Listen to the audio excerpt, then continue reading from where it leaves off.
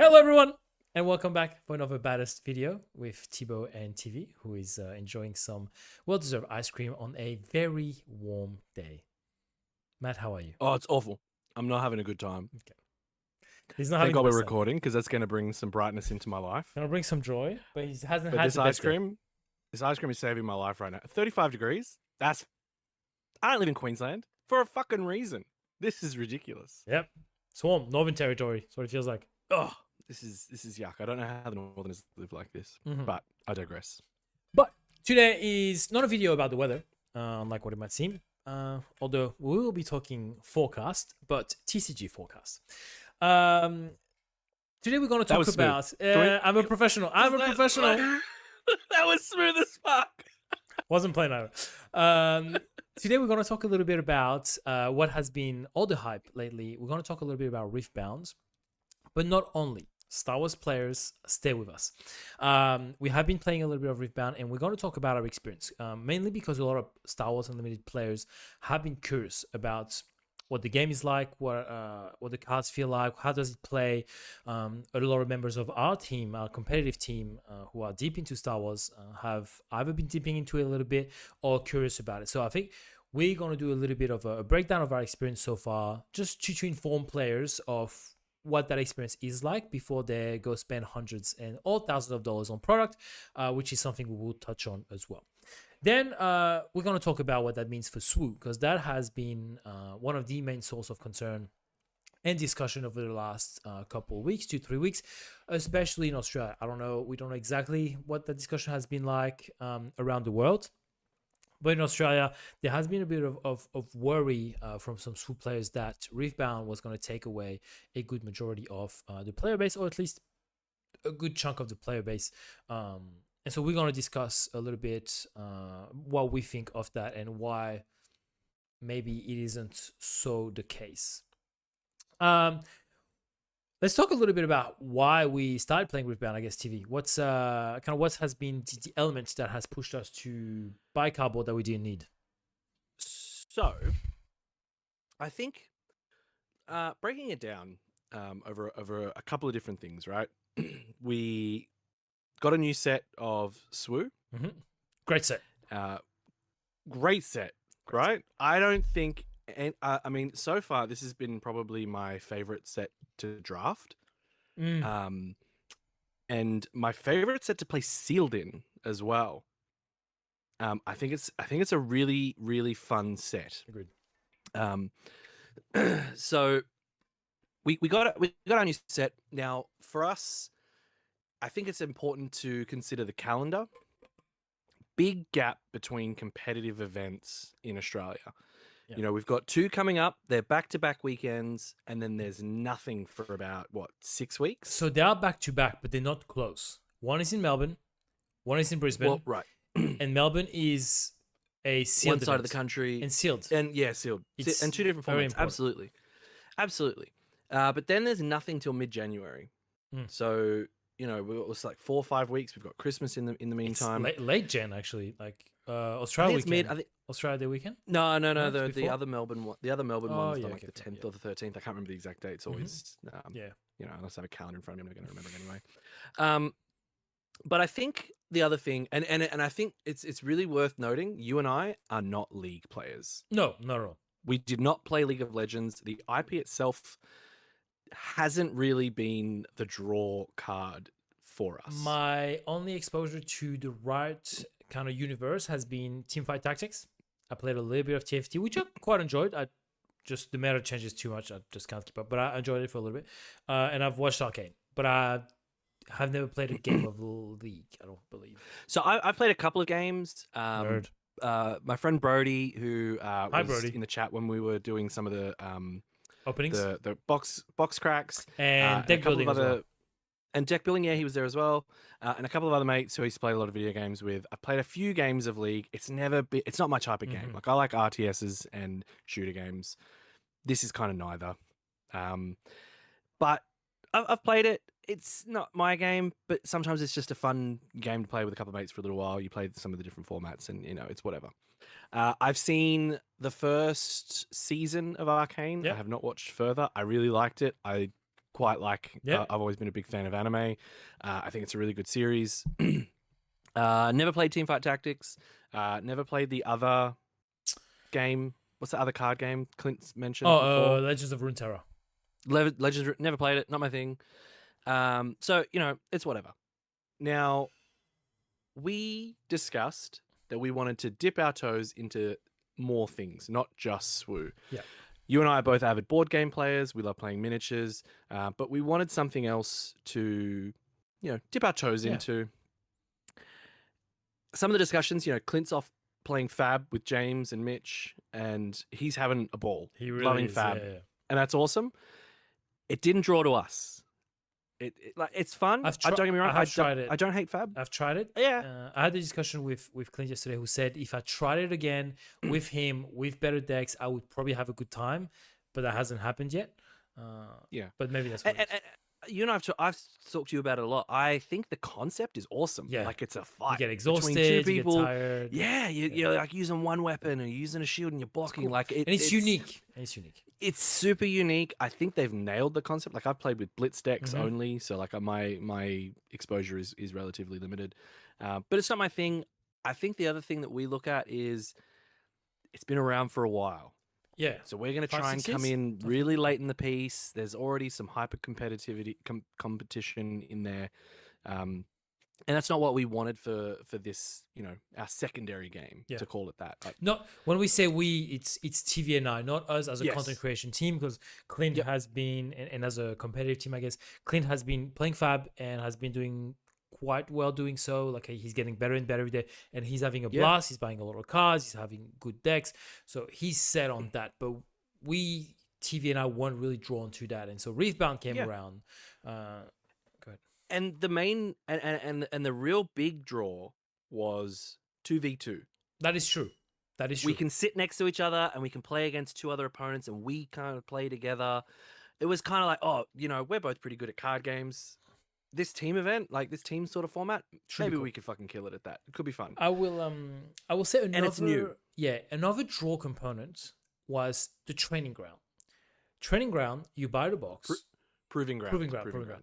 You buy the box, you get 4 starter decks. Everything you need to play. So we bought it thinking, okay, we're gonna try it together, and then we can try with Scott, we can try with Clint. Like we have enough decks for 4 people. Like how awesome is that, right? And even you and I played some one-on-one, but then we got to try different decks with just one box in the box for the price. Well, the retail price for what's in it is really good. That's something we'll come back to. But the retail price around the $60, I think. 65. Yeah. For 4 constructed decks with a couple of instructions, bullshit mats, is good. It's really good. Yeah. The little tokens. The Shibi tokens are nice. Yeah. Yeah. She's moving into her coupon case. It's a fine price, and that was really a draw point for us. And as long as you get it for the retail price. That is true. Which we'll talk about. We'll talk about the price of cards a little bit after. So that's kind of what drew us into it. Say, okay, look, the Proving Ground, we managed to find one at a good price. Some of the stores that we work a lot with, we tried it. We didn't love it at first. I will say that. We played one night at my place, and we're just like, it's not bad. There is something there.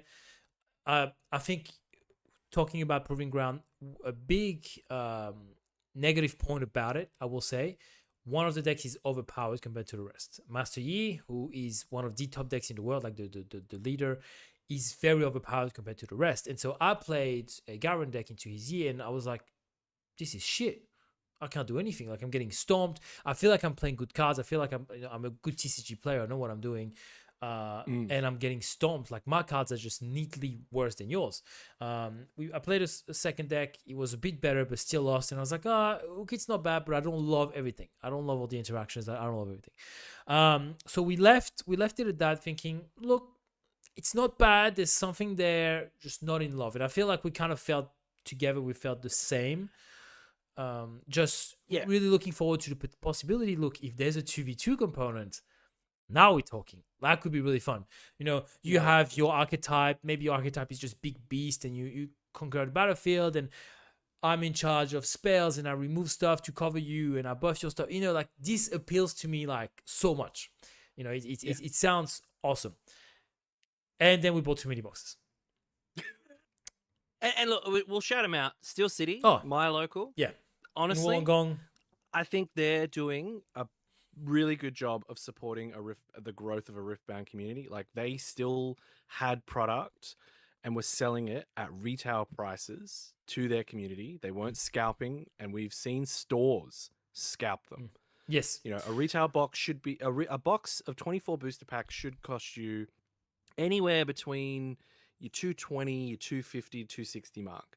And we've seen them at For Riftbound. stores For Riftbound. for Riftbound. Yeah. We've seen them at stores for 350. We've seen people selling them 400, online for 400, you know, 450, 2000 it's- for a case of 6. Like, we'll just call it now. Fuck scalpers. Yeah. It shits us all to tears. Like we saw it in SWU at the start, where people were, you know, the limited stock quantity of Spark, you know, drove a lot of prices up. And you know, it sucks. It's natural. Reprints coming. Reprints came for SWU. Reprints are coming for Riftbound. It's all gonna, you know, sort itself out.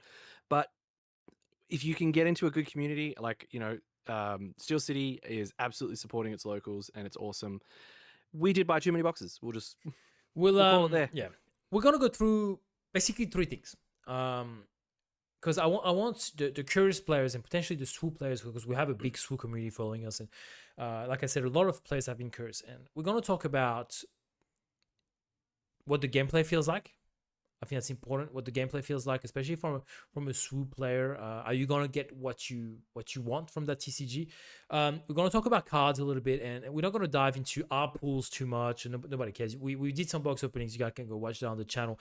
But what does it feel like in terms of the quality of the card, the value from the boxes, and a little bit some of the OP as well? Because I know OP is a big issue with Star Wars Unlimited. People complain about OP packs a lot, and I got my first OP pack yesterday. Well, we both did actually. We got some OP packs yesterday because I went at a local, and I'll talk community a little bit. Okay, I went to a local last night. We'll talk about that a little bit. Firstly, gameplay. Like I said, we went in love at first, so it's a bit different. You don't attack a base. You basically, it's like a domination. You have to take control of some battlefields. You score a certain amount of points. You fight across the battlefields to take control. So sorry. Go ahead. It's super simple. The battlefields, there are 2 in a 1v1. There are you get more up to 3 in a 2v2. You get a point for conquering a battlefield. You get a point for holding a battlefield into your next turn. First to 8 points wins. Yep. You can only get your last point if you hold, or if you conquer both. You know, all the battlefields. It's very simple. It's not too complex. And when you say, I think we should preface it. Like, we weren't in love with it. I still don't think we are in love with the combat system. I still am not. No, I actually very much dislike the combat system.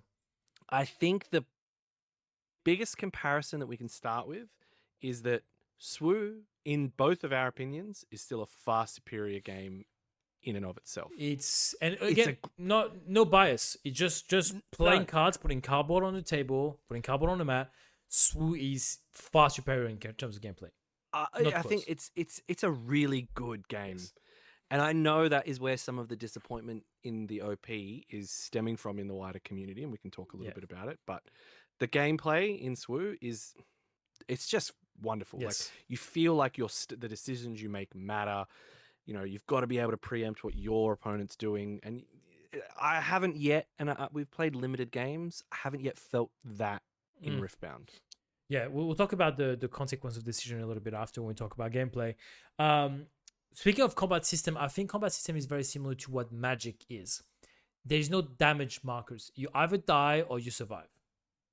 Yeah, it is what it is. Like in Magic, you don't have damage markers. It's your might. You're trading. Yeah, it's your might. You don't have your might is the damage you deal. It's also the health you have. Yeah. They're the same number. You know, it all works in the way that it works. So it's interesting. It's a different mental mechanic. It's a different approach. But to me, I have felt at times not rewarded for being a bit more aggressive and trying to take a base, because I'm like, well, I have to spend maybe 4 units on this one thing, and then they're gonna pick where the damage goes, and they can just wipe my board. And it's, I don't know, it's very different. I feel I don't love the combat system, but it is what it is. And I think it's important. We're not saying it's bad. No, it's just not what we one used to, and two, probably what we like.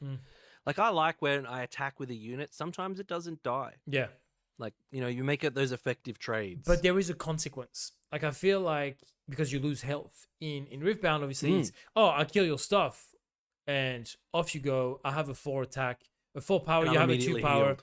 and off you go. Now I have a 4. So I haven't had a drawback for doing that, and they don't get anything in return. They just lose their unit. And in SWU, that's what I like is, maybe you're trading and you're surviving, but I can probably do something about it. You have to really think, okay, I'm gonna kill this, I'm gonna survive, but they can trade with this. Is that what I want? Like the order of trading is really important. And I love that. Resourcing. You have a separate deck of resources, which you get 2 every turn. So Clint and I were talking about this. Resourcing and drawing. I'll touch based on both at the same time. You get 2 resources a turn. There's heaps of ways to ramp, but there's also heaps of ways to lose resources. Some cards that you have to pay resources, so you have to tap resources, okay, and you also have to discard resources, which go back into your resource deck, which you can get back later, just as an added cost for good spells. It's a bit like, like when you smuggle something out, you pay an extra resource, a little bit. When you were talking So about, they call it channeling. And that's where you recycle your rune to the bottom of your deck. So what I have disliked, because you were talking about the consequences of decision earlier, some heavy spells that are supposed to be taxing because you have to pay a cost in resources plus you have to recycle some runes, right, as an extra cost. Because you can tap stuff that you've already used for like another spell this turn, for example, it doesn't feel like that bag of a drawback. So like, I think it depends where you are in the game. I've now felt sometimes me recycling some resources. I felt like I haven't been able to do as much as I would want. I don't think it happened. It depends on the deck.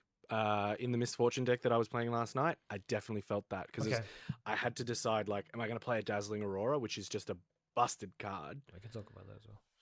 But I don't have any more units on the board and I need to reinforce the battlefield that I hold. So like I got to make a choice right now and I cannot do both because I might have the resources to do it, but I'm not going to have the resources to play that card next turn because I'm going to be recycling them. Of course. So it is an interesting mechanic. I will say that. Yeah. It is an interesting mechanic because it's something that we don't have in SWU. In SWU, you don't lose resources. You keep going up, right? Yeah. Now, Clint said something to me interesting yesterday. He said, I don't like only drawing 1 card because he's like, you just draw 1 Riftbound. But we have to remember that in SWU, we draw 2, but more often than not, 1 goes into the resources. So you only really draw 1, right? Yeah. Now, obviously, when you're an aggro deck and you get to 6, you draw 2. When you're mid range, you get to 8, 9. You keep drawing 2, and you use both. But for a good part of the game in SWU, you draw 2, but you only really draw 1 because 1 goes in the resource. And I think it's interesting because you get 2 runes each turn, so you get 2 resources each turn and a card. It's almost effectively like drawing 3. Except that you have all these mechanics where you have to keep going down the resources. I think in terms of what the gameplay is like and the health of the gameplay at the moment, I think it's not there yet. And I think it's because, see, it's set 1. TV was talking about Dazzling Aurora. Very overpowered card, feels like nothing I have seen in SWU. But again, set 1 in SWU, you were playing a Vader. You felt like you were indestructible. Right. Set 1 in SWU, you had a Vader, you had an Avenger, you had a Luke. Like those cards were almost like mental. It was like, auto win. A 5/7, and you can Plus bring out a else. 3 cost or a 2 and a 1 cost. Yeah. Like you smashed it. You were winning. You were killing something and bringing out more units. You're having a good time. Like if you think about what Pet's Fire Spray was set 1, like even like this card was just so good. So because it's only set 1, it feels like a lot of cards are not a bit overtuned. Obviously, the meta is what it's like. There's 2 or 3 decks that are really dominating the competitive stuff, which we'll talk about briefly. So that's it for the gameplay. In terms of, I guess, value of the cards, we can talk about that a little bit. So TV spoke about the prices that we got for our product thanks to Steel City, and which are not the prices that are being practiced in a lot of the country. We talked about Proving Ground, which we bought for about $60, $65. I was at a store the other day which was selling it for $200. Okay, I won't name the store, but $200 is a bit more than times 3 right? Market price. Obviously, they're banking on the lack of product, which should no longer be a problem. There's a reprint coming by the time that you're seeing this video. So there should be more products hitting the shelves. How much of these products is going to stay on the shelf? I don't think much. I think people are going to buy really quick. Is the prices of are the price of single going to drop? I'm not sure, at least not yet. Yeah, I don't think so yet. Like some of the cards are still very powerful. Like Yes. we're talking, the Dead Bloom Predators, the Dazzling Auroras. They're all super powerful cards, very competitive. We didn't see Vader's drop in Oh, price. not for until set 3, probably. Even set 2, they were still Like good. so, I actually think, and we've had this discussion. I actually think in terms of like price of cards, because it's been an ongoing debate For in the context, community. the price of the cards that we're talking about, the Riftbound cards, are around $100, $110, depending on where you buy. Some people try to sell it over, some people sell it lower. Yeah. But the good cards are The between value 80 on the and single 110. market is in a box. Like most of the time, if you 100%. crack a full box, you will get your value and Guaranteed. then some back. Guaranteed. The difference, and I think the easiest comparison, especially because we're seeing a lot of people in the SWU community talk about the value not being in the boxes, or even a lot of the time in the carbonite packs and boxes. Yeah. Got to remember, like when you compare it to, it's like, oh, we'll go play Riftbound and buy Riftbound because you at least get your money worth and blah blah blah blah. That's a fair assessment currently, but you got to think back to SWU 18 months ago. Set one. If you could get your hands on a box at a good price, you were making money. Making your money. You were like, this is back when the average box had like 3 legendaries in it. If you cracked like a Vader, a Vigilance, an Avenger. Oh yeah, I was gonna say Cunning, but yeah. Cunning. Ooh. Yeah, Luke's held their value the longest. Super Laser Blasts were worth a ton. Super Laser Blasts? Like, we're talking about cards that were like 150, and we're talking Falcons. Regular, like Falcons were $80. Luke's were like 110. Vaders were 150. Boba Fett was $130. Yeah, and again, the price of the showcases were mental compared to what the equivalent for Riftbounds, the signatures are. Which, again, don't get me wrong, I'm not saying the prices should be that, because I think back in set 1 we had an affordability problem. Everything was too expensive, people couldn't buy singles, and that was an issue. So I think there is a middle ground. We don't want cards to be worthless. We don't want cards to be like TV and I looking at making decks. We don't want to have to pay $400 to finish off a deck. Like it's mental. We buy enough product as it is. So we do agree in Star Wars at the moment there is a bit of a value issue.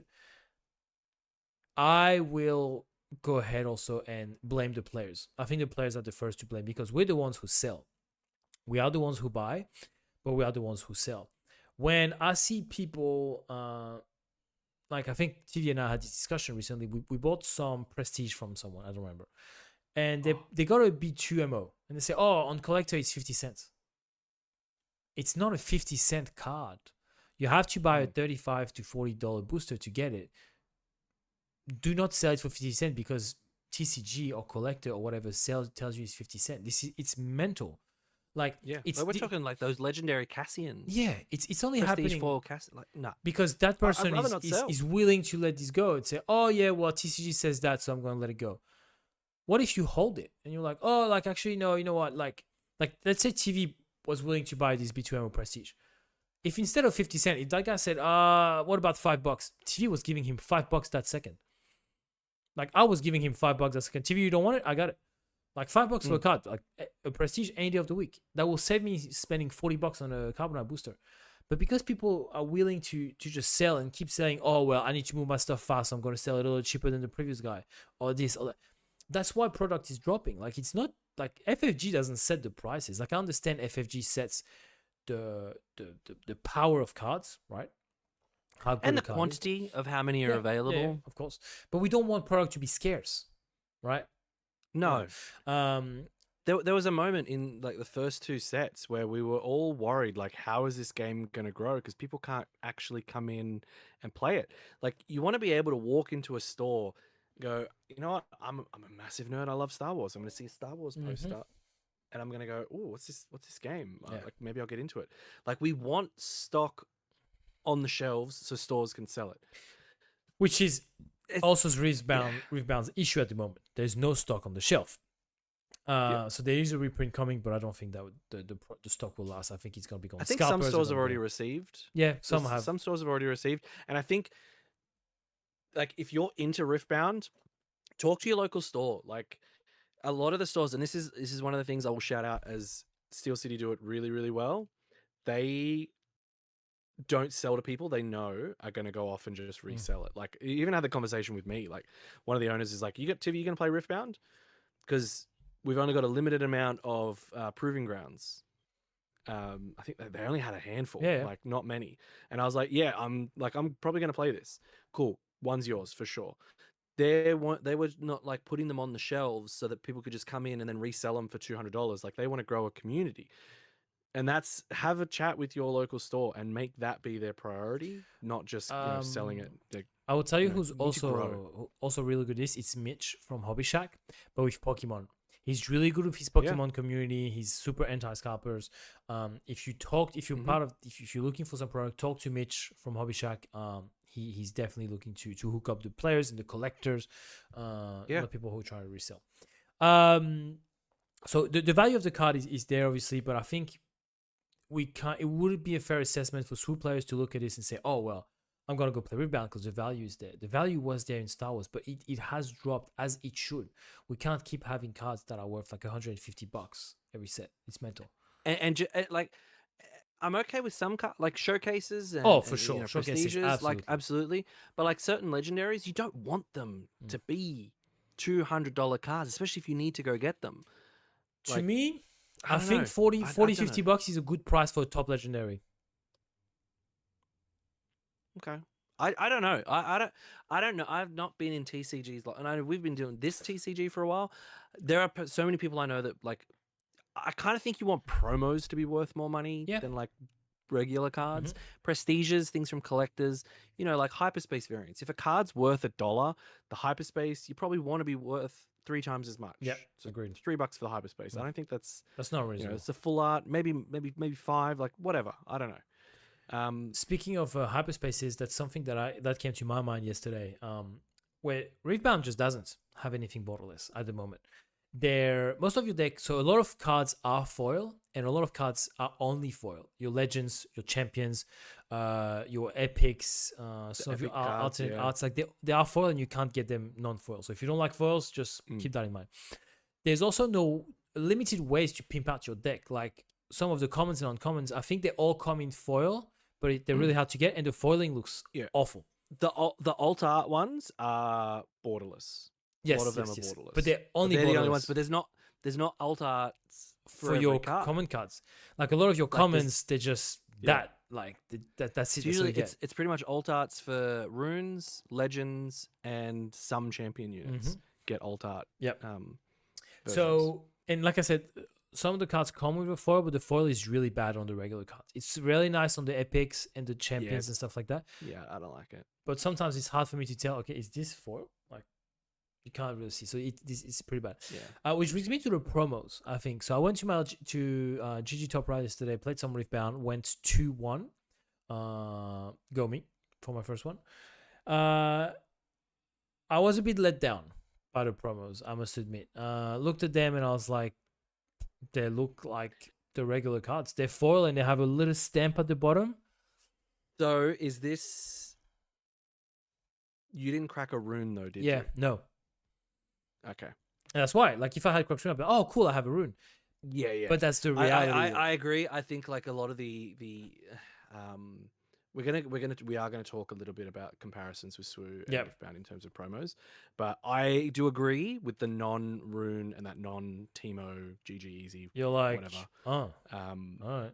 Yeah, like it's. I don't have one in front of me, but it's like a little thing around the rarity symbol, and it just says promo. I think I think I do have one. Mine are just outside. I wasn't gonna grab it. Thanks to the magic of editing, you will never see this. Like I said, because I edited this breakout, you never saw us duck out of this room, grab our cards, and come back. All right, I have 2 cards here. This is the regular. This one is the promo. Yep. There you got It's it. just that little ring on the That bottom. little stamp at the bottom, it probably won't focus, but this says Nah. promo. And it's foil, Yep. I guess. I think the foiling is better on the promos than the regular foil version of this. That is an upside, but that's about it. I also have 2 cards that are promo. They're both promos. Yep. So we got a The Mystic foil- Poro yeah. and a challenge. The difference is that I did crack a rune. Because he's a lucky boy. You're Lucky, a lucky lucky boy. boy. Do I have... Yeah, here. So this is the regular rune. This is the promo This is rune. going straight into my jinx deck.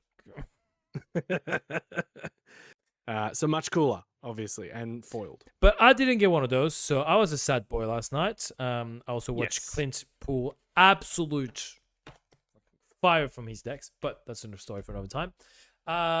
So can be good. There's also a special Timo which is worth about $500. But again, that's Crazy dollars. That's because people are willing to pay for it, right? Which you can get from these promo packs. So there is an incentive. There is indeed an incentive to go to your weekly because you want that top card and the runes. The rest is garbage. I will say it right now. Like this card I needed for a deck. It's fine. Actually, it wasn't in my pack. I traded something else for this. The guy wanted something I had, but it's just not. They're just meh. So meh.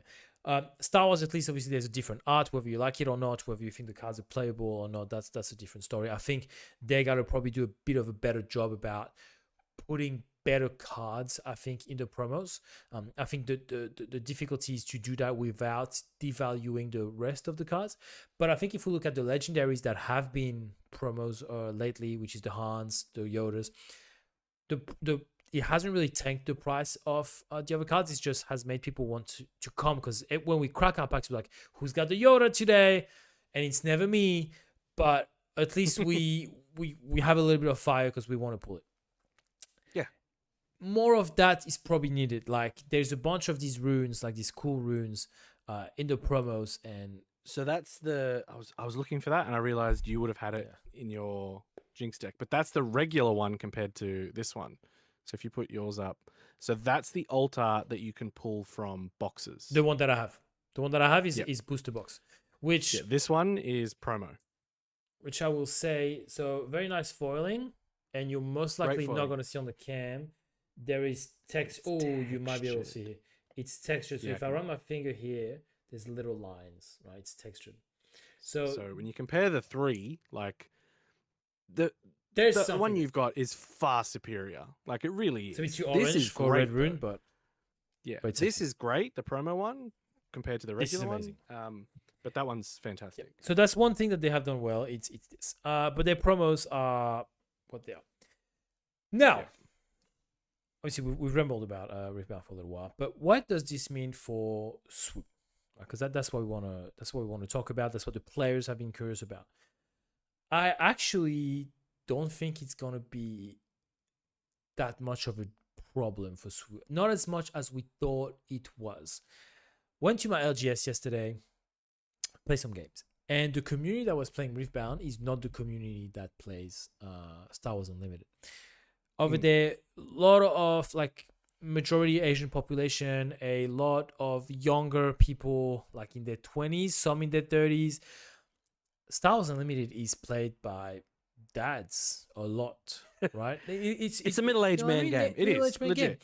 And so as of right now, so far, I haven't seen the same population, and so I'm thinking whether they're just gonna be able to coexist. And obviously there'll be some crossover. Like, don't get me wrong, Rourke, one of our baddest competitive member, is going to dip his toes very heavily. When I say his toes, it's probably his whole leg.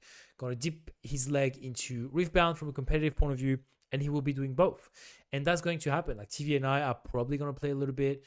We said, like, ideally some 2-on-2, so we are going to dip our toes there. Is the game going to steal players from SWU? Blake Moody is also keen. He's very keen. For them, 2-time national Australian Destiny champion. Yes, fastest gun in the West. Currently number 4 on the SWU list. Fastest gun, but not the best reviver. But that's for a different discussion on Battlefield. What's interesting with Blake Blake's kind of rational, and he's the way he sees it is he just wants to play cards. And for him, if Star Wars Unlimited had the local community to play every week and the tournaments and stuff like that, he would just play Star Wars Unlimited. He doesn't care. I think he hasn't played Riftbound enough yet. I think he was meant to go to his first local last night or tonight. Yeah. So we'll see how he feels. He just wants a community that's alive, that's vibrant, that has people come in, people playing a full LGS and all that stuff. And I think as well, and this is something that we have talked about a lot as individuals, you and I, part of the competitive team, is for our region, it feels like Riftbound is being supported. So, that's where I think the next logical part of our conversation is going to head towards. Absolutely. Because this is the I don't know, the qualm that people have with SWU at the moment. And we feel your frustration because we feel it as well. I think we're all a bit disappointed that Australia is not getting a sectors. I think especially because we are some of the most active in terms of getting us and you guys as sectors. Like we try to work actively with the people who can do something about it to get us in. Obviously, like we have those conversations. We talk about numbers and we talk about what we do. That's why we do what we do as well from a content creation point of view, to keep putting Australia on the map from a SWU point of view. That's why we do what we do. And I mean, there's active members of the community. The SWUOZ Discord. We'll shout out Andrew, who is the runner of the SWUOZ Discord, which is one of the largest gathering places for SWU in Australia. So, over 500 members in there. It's an active Discord. We've had locals across the country. You've got places like Beskar Forge. You've got places like Hobby Shack. All the stores down in Melbourne, Hobby Shack in New South Wales, who actively promote this game to no end and build and foster their communities. Rob down in Canberra has put on some of the biggest events in the country. Like, we all love this game. The game is fucking phenomenal. We are all as equally disappointed that we're not getting a sectors. We'll just call a spade a spade. We can see that it does feel like FFG is not supporting it in Australia. And we feel like we're not going to disagree. We're the first one. Like, no, absolutely not. And we work with them. Like, we work with Asmodee. We work with like I think Clint was saying that in a video that he recorded today, which will be coming out before you see this, which actually has come out. I've published this before we started recording. I think you did, yeah. Before we're no bullshit channel. Like, we're gonna say it how it is. Like, we feel the frustration. We're player first before we do content creation and we judges and stuff. Like, we're players. Like, we feel the frustration. Trust me, I'm the first one who would want to be playing out of sectors if we had one. Now, I'd probably be commentating, sadly, but it would be awesome. I'll hopefully be judging it. There you go. Like, do you know what I mean? Like, and we want these things because we see it as what's necessary for the growth of the game. I don't think Star Wars is stagnant, but I can see why you might feel like it's stagnant. Yeah. There's a difference between what it actually is and what it feels like. We've also got to contextualize the fact that we are heading into a lull for the competitive season. We're going to get 2 events to close out the year. One's in Melbourne, one's in Brisbane. They're different formats. They're next to, they're far away from each other geographically, but they're next to each other chronologically. And then we're not getting much, especially if you're in New South Wales, you're not getting much to the mid-Feb. What I will say is I think we lose sight as Australian players of what's happening in the rest of the world at times. They've sold out of the regionals in the sectors that they've just announced. Yeah. They're sold out. If they put a sectors in Australia, I think they would sell out.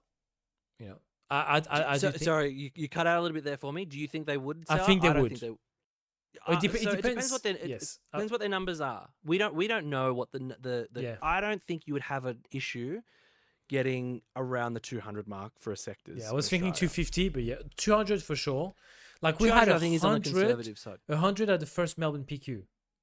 We sold that out like this. We have to compare it, and this is the gripe that Tebow and I will often yell with each other over, Clint included, and Scotty, all the guys on the Baddest Comp team. We get it. We also don't think super highly of the PQ promos. Yes. but the sectors ones are fucking fire. Oh, And it hurts. It hurts that we know we probably won't be able to get them. I think we also have to historically look at other games for FFG in relation to Australia, like X-Wing. X-Wing didn't get some of those big competitive events until much later into the game's life. So I think it will come. I hope it will come sooner rather than later, because I can understand the frustration for Australian players or Oceanic players when you see SWU has been around. We're heading into year 3 of SWU, and nothing above a PQ for Australia. Riftbound commits to a regional qualifier I'll touch up in on that. Australia in May. We get it. So yeah, so the thing about the Riftbound regionals is interesting. So they had a release, a press conference or whatever, a presentation, and they said in May, so 6 months post release, something like that, 6-7 months, there will be a regional. And Star Wars players are like, Did you just say 6-7? Yeah, but not that way. I said 6-7 months. I heard it. Yeah, that but way, you're mental. You fuck. I just said Keep 6-7 going. months. Yeah. And so Star Wars players are like, oh well, see, regional Riftbound, we couldn't get that in SWU, whatever. I think we have to temper our expectation with what the regional of Riftbound is going to be, because one, we don't really know the structure yet. Speaking to some of the players yesterday at my local, they were saying, oh, it's awesome, like regional is great because it gets you a day one buy at the Worlds. I was like, huh, I have a day one buy Worlds, but I want a PQ. So is it the same thing? Like, is what we call a PQ like a regional for them? Maybe. What's interesting is their Summer Skirmish, which is the equivalent of our showdowns, gets you a day one buy at the regional. So it's saying, and there's two of those per set. They're aiming for one at the start of the set and one towards the end of the set. It feels like I read the same thing just before we started recording. I kind of get the feeling like the store one, the Summoner's Skirmish. Yep. Summoner's Skirmish feels like it's somewhere between a showdown and a PQ. Yeah, it's not quite a PQ, but it's not. It's a little bit more competitive than you get a casual showdown. You do get a map for winning. You get top 8 promos. The top 8 promos look just promos. as bad as SWU, if not worse. Yeah. I'm not worse. I don't like him. Yeah, I don't. We get like a mat. To be honest, I don't care about a mat. I don't want more mats. But you're very much not a mat person. That's fine. And then the regional. You're the only mat I like. So that Summoner's Skirmish gets you a day one buy to the regional, and then the regional gets you a day one buy to Worlds. So obviously, it's not going to be a carbon copy structure between SWU and Riftbound and all the other games, and it shouldn't be. They're different. So I don't think we should necessarily think that, it could be that I know some of the SWU people I talk to were like, Riftbound gets a regional. When is Australia going to get a regional? Well, I mean, regionals are above sectors. Yeah. Like, regionals are huge. They're huge events. I don't think Australia has the player base for a regional to even justify 750? Is it 500, 750? Yeah. I think it's 750, right? Over 500 to 1,000 people or some shit like that. Like, we don't have the numbers. Let's all be realistic and calm about it. But we think the words are the same. They're not. It's just words. It could be that the Riftbound regional is somewhere between a sectors and a regional, or it could be just below what we consider a sectors, or it could be the same as a sectors. So I understand the frustration. At face value, my first emotional response was, oh, come on, FFG, like give us a fucking sectors, please. But I'm also a realist, and I think we can temper our expectations. You look like you're reading something that's super interesting. I am. Keep going. Tell the people. No, so I think we can temper our expectations. I hope that FFG is seeing some of the concerns, especially around some of the promos. I have a feeling they're not deaf. Yeah. I think they see some of this stuff. I think there are people who love this game that work for FFG. We see some of the community outreach for content creators in the States, and I think there's stuff coming.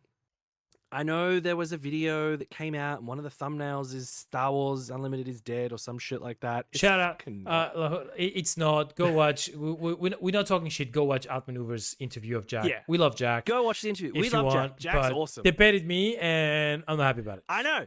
I saw it. I was like, "Fuck, is SWU dead?" When I watched it too. It's not. It's a great interview. Anything coming from Jack is always gold. Look, I think the game is in a good spot. We would literally the other day, Tibo and I were doing some shit online, and we were looking at TCG. Sounds like us. quarter 3 sales and shit. Like it's still in the top 10 Yeah, for TCG sold through TCG Player. Like it's still a thriving game. I think FFG's got some opportunities to turn this game into the next level. I hope we see some of it in Australia. I think we will. So hear me out. We're talking about this regional thing. The regional that's in May in Australia. My wife is poking her head in a second. Hello, Meg. The magic of editing will make it that they never see you. We've got to be done. Yeah. Thanks to the magic of editing, you guys never saw my wife come in. So those regional qualifiers, which are happening in May, are a gateway to get you into the regional championships. So the regional qualifiers will start early next year, with the first event starting in December 2025, right? Around the world, North America, wherever. There's going to be some in Asia, Europe, whatever. The regional championships, the first event will be in October 2026. October next year will be the regional championship. Qualification will be required. So you have to qualify to that through I assumed regional championships, and maybe other way, maybe there'll be a point system. I'm not too sure. Yeah. And Worlds will be in 2027. So no Worlds next year. There will be a Worlds the year after, which I think, organized play level, professional. So you have to be pros apparently. Now, what's interesting about all these events, regional qualifiers, regional championships, Worlds, there is cash prizing. And I think that's where FFG needs to take a hard look in the mirror and a hard look at the numbers and say, can we afford it? Do we have to bite the bullet a little bit to put 10K on the ground for a sectors or regional? For a regional. Like make the sectors a 5K if you want. See where you're at. See where the numbers line up. But I think they're underestimating, or they don't understand how much wave that would make in the Star Wars community and other games. Now, people who might play Lorcana might be like, oh, you know what? I've been loving the Star Wars gameplay way more than Lorcana, but Lorcana just gives me cards that I can sell for 5K. I'm just going to go to Star Wars. Like, you have to draw the competitive players. Competitive players right now, they're going to Riftbound because they're like, well, there was a 30K tournament in China. That's what I'm doing. Yep. I think they have to take a hard look and say, we need to make the investment. We sell Modern of Carbonite. People pay good amount of tickets, like the price tickets to go to sectors and regionals and stuff like that. You're going to be able to afford a little bit of a check, put some money on the table, and people are going to start coming, and people will lock in to get reps in. And I think it's got to be. And I think they've seen what like the world's last year's Galactics Very their successful. promos Very good. did. Their promos were Same fantastic. thing. They've let that go out into A cash. sectors and regionals, and the same thing. Like I think there has to be an opportunity to increase the quality, not quality, because it's not like they're bad quality promos, but the PQ ones. The difference standard. between a PQ I think promo, it's the standard. the standard. Thank you. And the sectors, it's a big gap. Like, I've never really been a fan of those color bleed The weekly promos. fadey I kind don't. of. Yeah, I don't like them. frames. And look, you might. I would never yuck someone's yum. No, we but will. like, we don't kink shame, but we will We tell can't you shame. that those promos, they're a bit meh. Like, but that participation yaddle from last set's sectors, Oh, it's nice. it's pretty It's good. nice. It's pretty good. Vanestra's nice. So Like, Vanesh, oh my god, the cunnings, the and black the double planetary aspects. bombardment is unreal. Anyway, Ugh. the desk is We right. digress, but the Digress. thing is, FFG's shown they can do it. Yeah.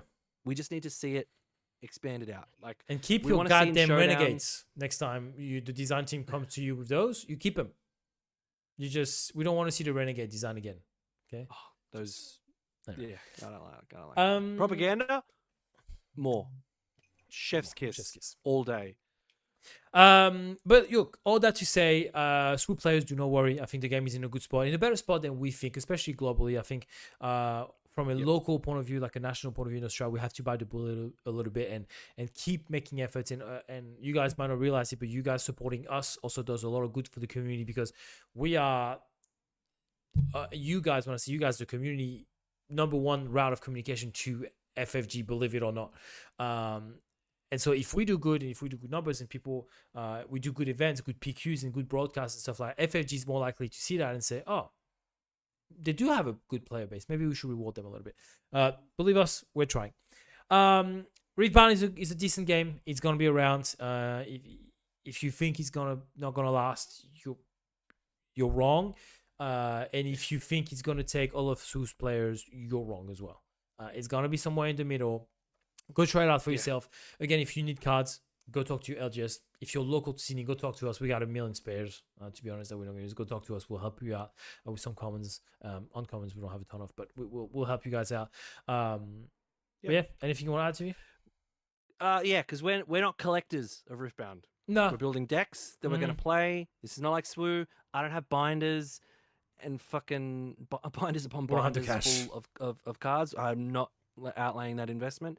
I'm building Riftbound decks. I probably have 2 on the run most of the time. So if there's cards, absolutely hit us up. Yeah, and we appreciate you guys go ahead. Yes, yeah, and we appreciate everything that you guys do for us. Just watching our videos, clicking into our stuff. We've got a Patreon going. Yes, if you want to join, there's more content coming through there. I have my Anakin video coming tomorrow, I think. Yes, nice. I've also got to record a Cad Bane video, which I'll probably do sometime this week.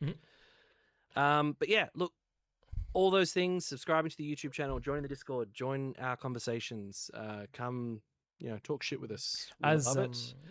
As I wrap us up, we have been trying some different stuff lately. You may have seen we did a bit of Riftbound. We played a game of Gwent. You and I, we played some games of Gwent, which went there. We have a Battle of Off video coming out. We are trying different stuff. We're playing a bit more board game. Please go watch those stuff and give us feedback. Even if it's not your style, just tell us, it's not my style, or this format needs this, or whatever. Like we do need feedback on all the stuff that we do, so that we can give you guys the best content. And if there's stuff you want us to have a crack at, if there's a game that you want, tell us. Chuck it in the comments. Yeah. If it's a board game, if it's a card game, if it's something that we can easily get our hands on, we've got people that we know in gaming. We've got a lot of partners. Which also reminds me, make sure you check the links, subscribe, all those, and check in the description. That people say. It's for you guys. You get discounts on stuff. Yeah, go check the description. It's more for you guys than it is for us. House of Gaming, Best Car, LaserGaming, that good stuff. Go check it all the good places. But yeah, go do that. Your support means everything to us. Just a shout out, we are going to be streaming the Melbourne Limited PQ in next week. God, it's next weekend. Next weekend in that is in Melbourne, not far away. It will be Clint on the mic and somebody else. I don't know who he's going to have as guests, but he'll probably have guests throughout the day. So it'll be Clint and somebody else, because you and I will be playing, so we'll be coming in. We sure shall. Then, but anyway, thanks for tuning in, and remember, as always, good soldiers follow orders. See ya.